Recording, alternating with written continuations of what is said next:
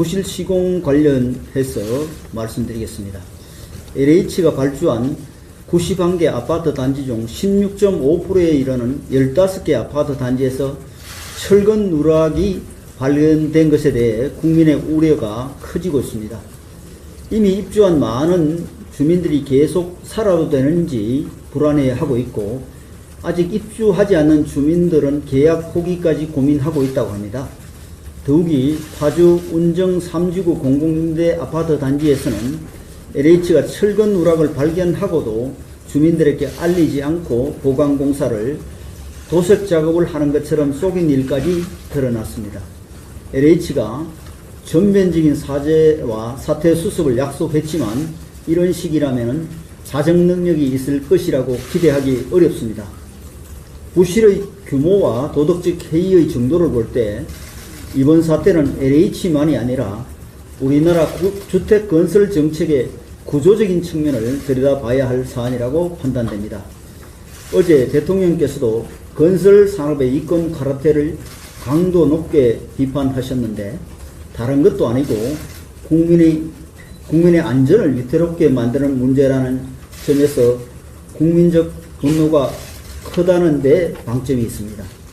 이권 카르텔의 실체에 대해서는 먼저 LH 퇴직자들이 몸담은 전관업체 문제가 면밀히 조사되어야 합니다.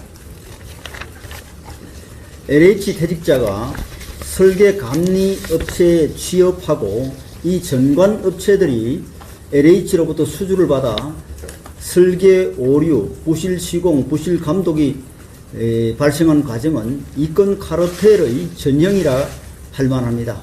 도대체 어떻게 사업의 전 과정이 썩어 들어갈 수 있었는지 국민들께서 궁금해 하시고 계시기 때문에 조사가 신속히 이루어져야 합니다. 그리고 국민의 안전을 도외시한 건설 현장의 이권 카르텔을 협파하는 것은 물론 설계 시공 감리가 서로 견제하고 감시하는 구조가 제대로 작동하도록 복원시켜 나가야 합니다.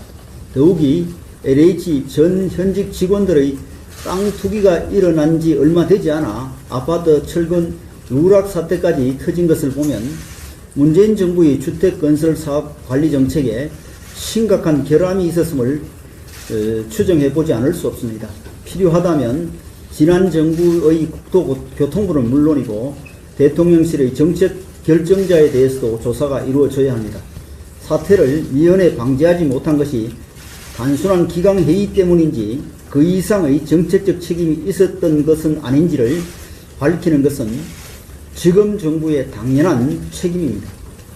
우리 당은 정부의 감사, 수사와 별도로 진상규명 TF를 발족시켜 아파트 부실 시공 사태의 전모를 낱낱이 파헤치겠습니다.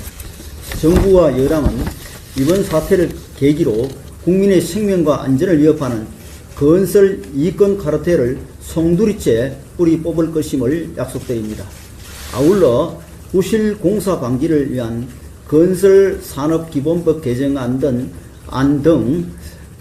관련 법안에 대한 입법적 조치를 신속히 완료하는 데도 최선을 다하겠습니다.